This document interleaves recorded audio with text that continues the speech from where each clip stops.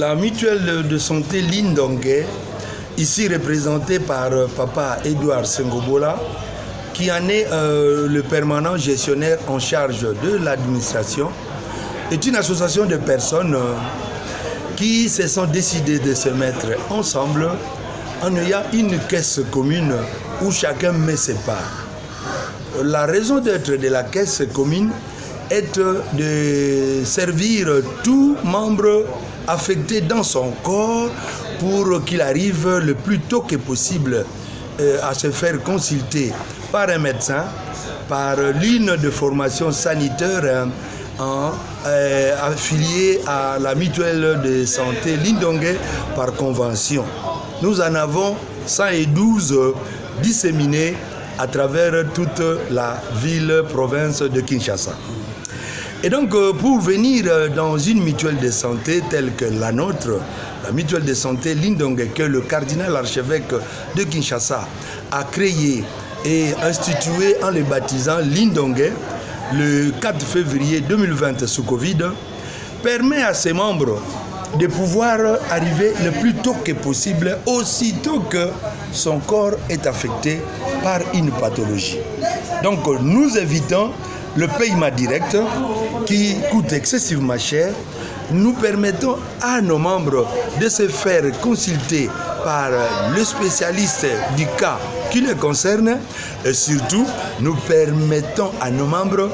de ne payer qu'à moindre coût. Parce que la mutuelle de santé Lindongue couvre 90%, en tel que nous disions à l'époque 90% de toutes les factures de soins de santé de notre membre bénéficiaire de soins. Et celui-là ne paye que 10%. Alors comment on fait pour adhérer à la mutuelle de santé Lindongue? Le chef de famille, papa, maman et ces personnes à charge, tous ceux qui habitent dans une même maison que lui, les chefs de famille, disais-je, paye 55% pour chaque membre de sa famille et pour lui-même. Et dans les 2 semaines qui vont suivre, il reçoit les cartes de chacun d'eux afin que, à partir du 1er janvier jusqu'au 31 décembre d'une année mutualiste, ces bénéficiaires de soins puissent aller dans les hôpitaux quand leur corps est affecté. Nous ajoutons pour ceux qui nous suivent que depuis déjà près de 3 ans,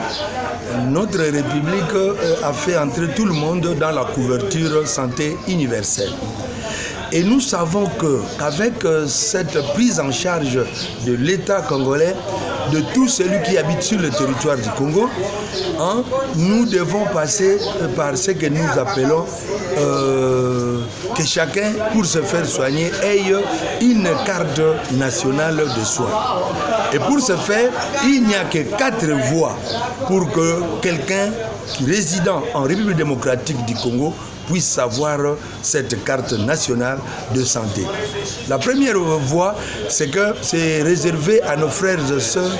policiers, militaires, fonctionnaires de l'État et autres agents des services de sécurité. C'est la Caisse nationale de sécurité sociale des agents publics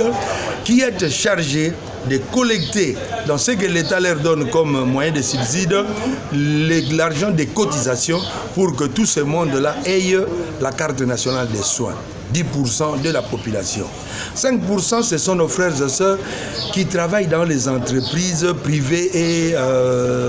de l'Église, par exemple, assujettis à la Caisse nationale de sécurité sociale. C'est la Caisse nationale de sécurité sociale, en dehors de sa mission de rente et de pension,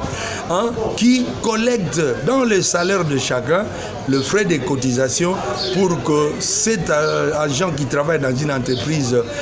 assujettie à la CNSS d'avoir la carte nationale de soins.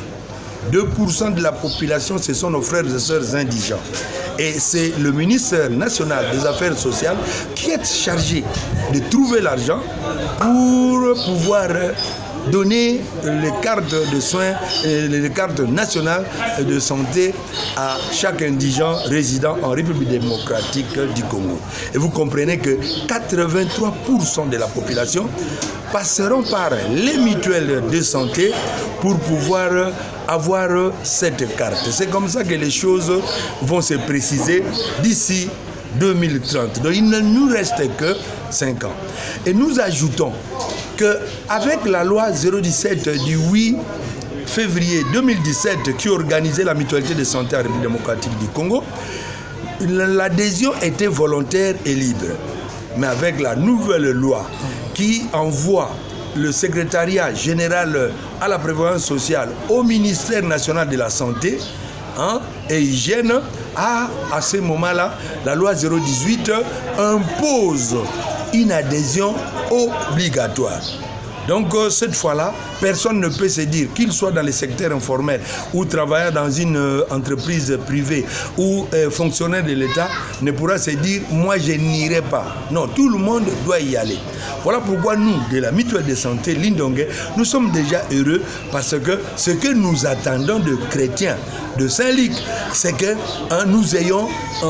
la force de pouvoir perdurer et d'exister. Car notre force en tant que mutuelle de santé, c'est le grand nombre. Plus on est nombreux, plus notre caisse commune est sécure et donc pourra nous aider à couvrir tous les soins de santé de nos membres affectés, malades, du 1er janvier au 31 décembre de l'année mutualiste. Bon, d'aucuns pourront se croire que puisque nous sommes l'émanation de l'église catholique de Kinshasa et que la mutuelle de santé Lindongué est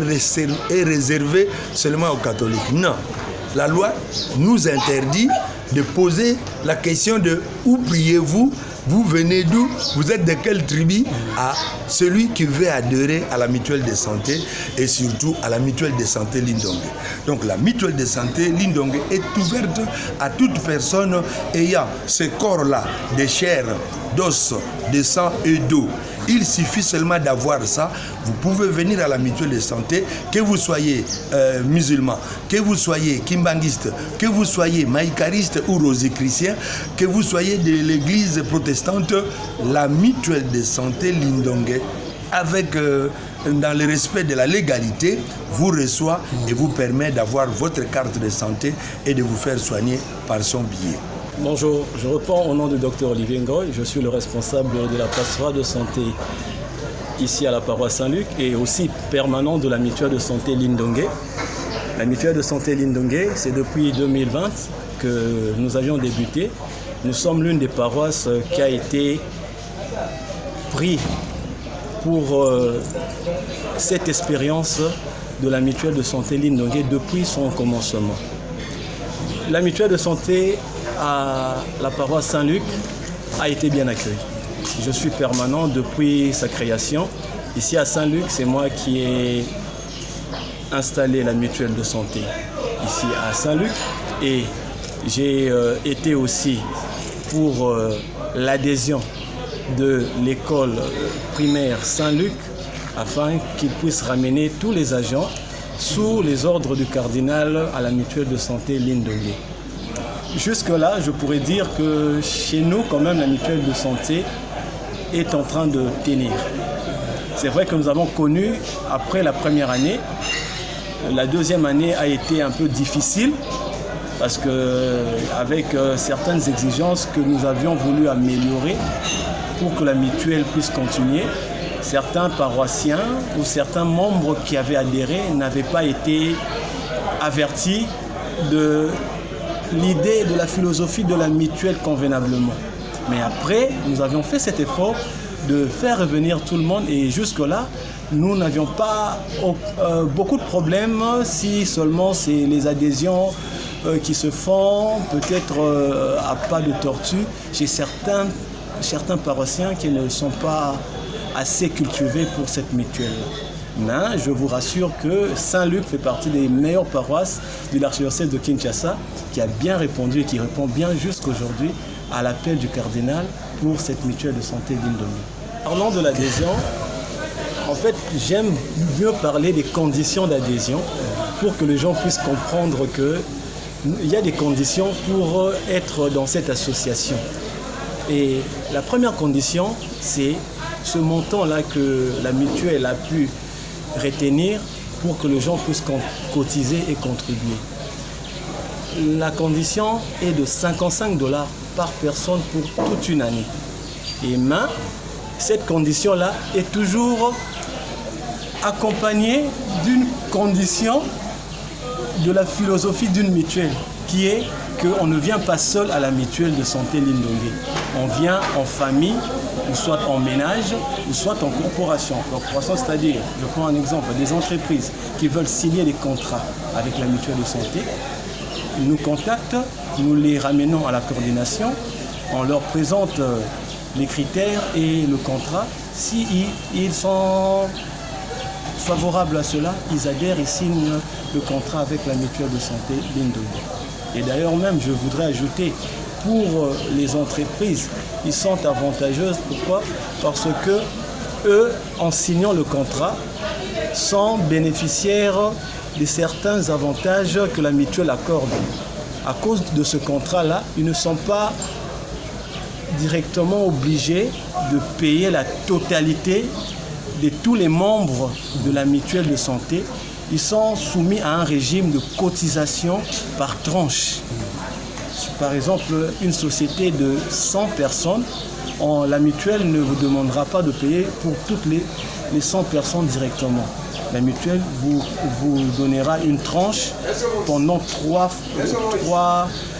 tranches que vous devez payer à chaque fois pour solder votre cotisation générale. Et en même temps, vos agents sont déjà bénéficiaires des soins. Donc c'est un peu ça que je peux rajouter sur l'adhésion. Bien, mbote na biso bandeko jambo moyowani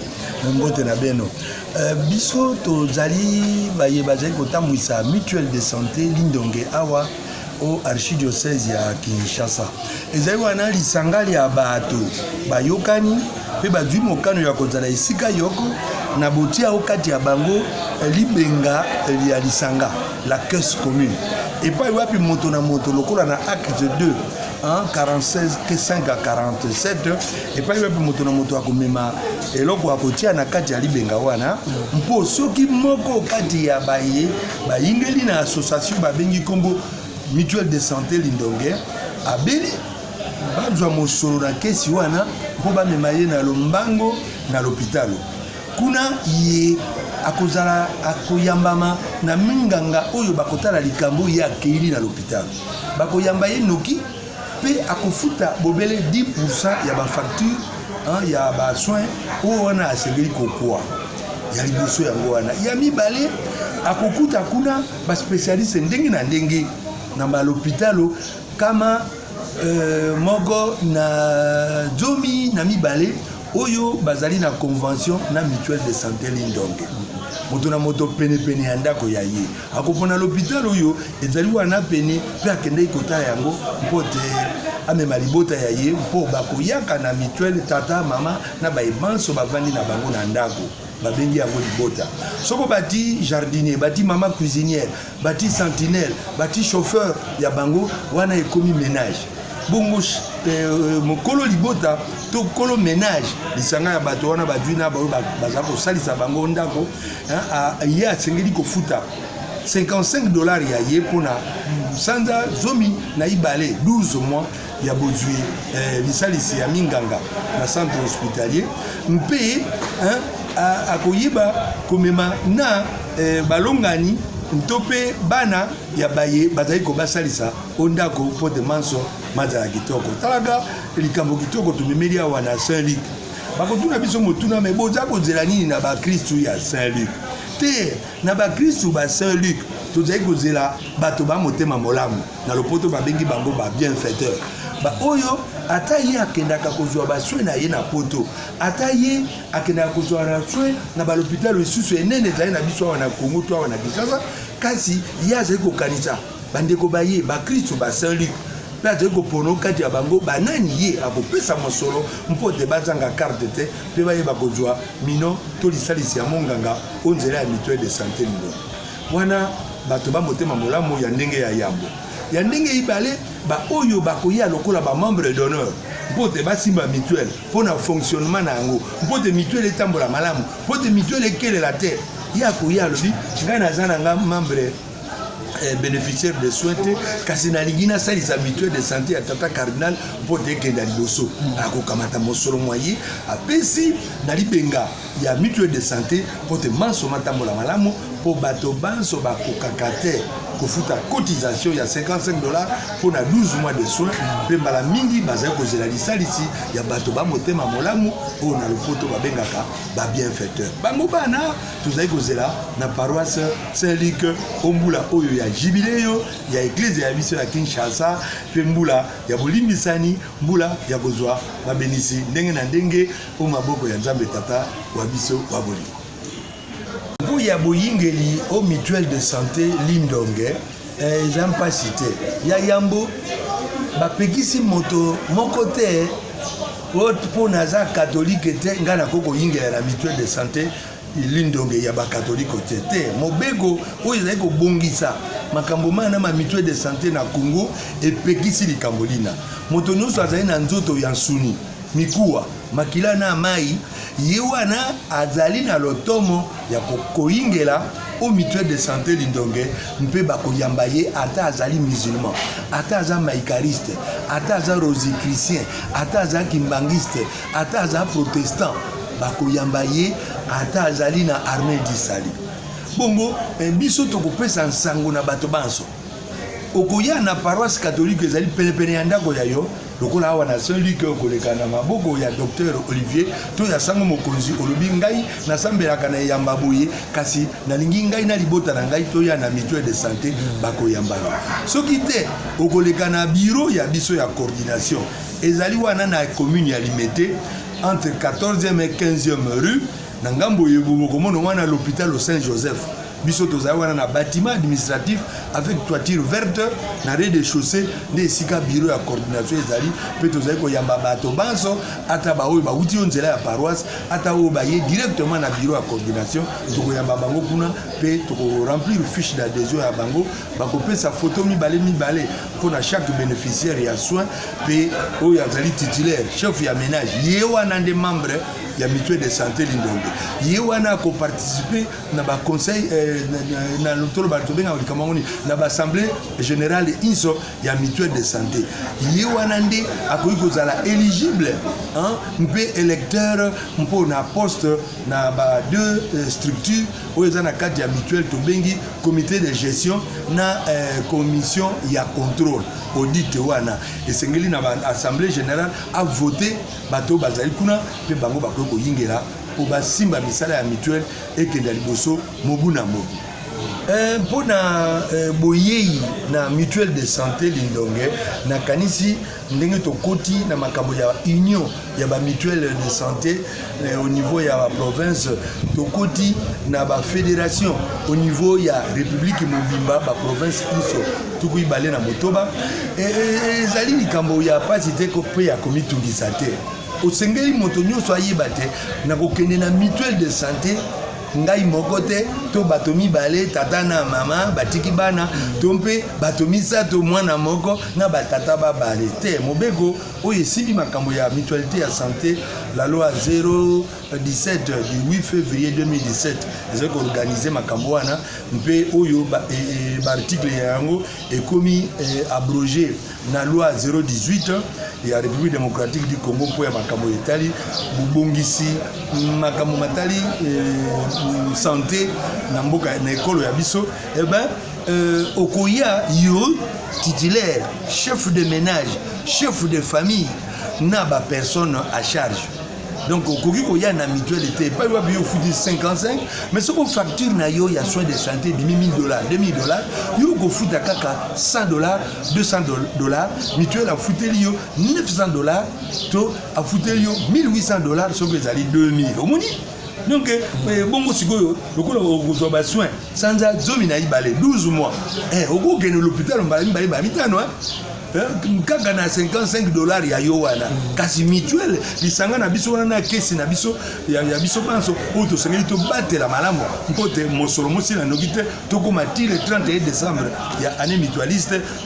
biso banso tozali ko simba ba risque wana ensemble, risque ya santé ya moninga nanga tozali na mutuelle de santé, risque ya mbongo esilate tozo memango na solidarité biso banso lisanga. Donc ezali kitoko moto nyonso amitié na motu na yete mpo na ingela na mutuelle de santé na sengeli na kende na libota na ngai na baye bazali ko salisa nga na ndako bo chauffeur bo mama cuisinière bo jardinier pe bongo na bongo tolobi te tozali ko yamba na ba compagnie babitelo bato bazana bitelo balingi te ba agent na bango o bazako saisa ye na mosala wana na mabota mabango bazwa ba soin ebongi na bango po bakimaka mosala te bakoya epai na biso tokosigner lokasa ya boyokani pe ya bosimbani babengi na lopoto contrat mpote bato wana na mabota mabango bayeba pe kobikela soko bakweli likama to bokono na nzoto ya bango. Eloko ya motuya moto na moto asengeli ya simbi ezali ndenge ya boyei pour okoto na mutuelle de santé Lindonge. La loi ezokoloba te moto ayingeli na mutuelle soko afuti ba cotisation ya libota na elelo tosengeli totala ye sanza motoba babengaka yango période d'observation 6 mois bongo sima na yango soko to mwinte kimia ezali ayaki pona intérêt te na lopoto babenga yango sélection adverse moto ayebike bakosala nga opération ya monene kokutenga ba 4000 ba 5000 dollars akimi mbango akeko mikotisa na mutuelle mpo mutuelle asipote facture sima na yango akimi na ye atikine mutuelle po basi basali eli paso wana yango wana tobenga ka période d'observation kasi tate episcopo lokumu Fridolin cardinal Ambongo Besungu asalisi biso mpote tango mobu oyo tozali kotambola elongo na ba membre elingi ekei kosila soko tokomi au mois 31 octobre ya mobu mona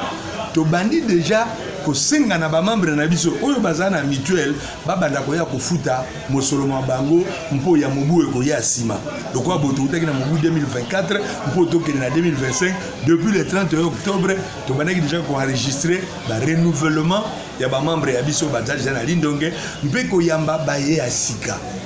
période wana du 31 octobre ti le 15 décembre yango biso tozwaka na mutuelle de santé comme période d'observation mobeko nde lobi yango bongo soki oye kofuta lelo na pesi ndakisa le 11 novembre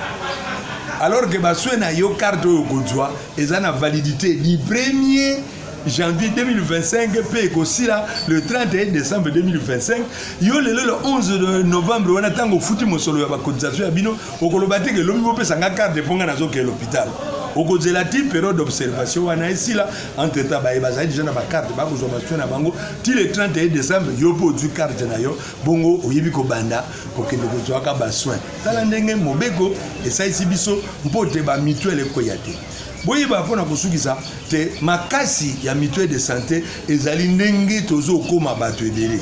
donc libote eko ya lelo na mobu moyi bazaki bato batano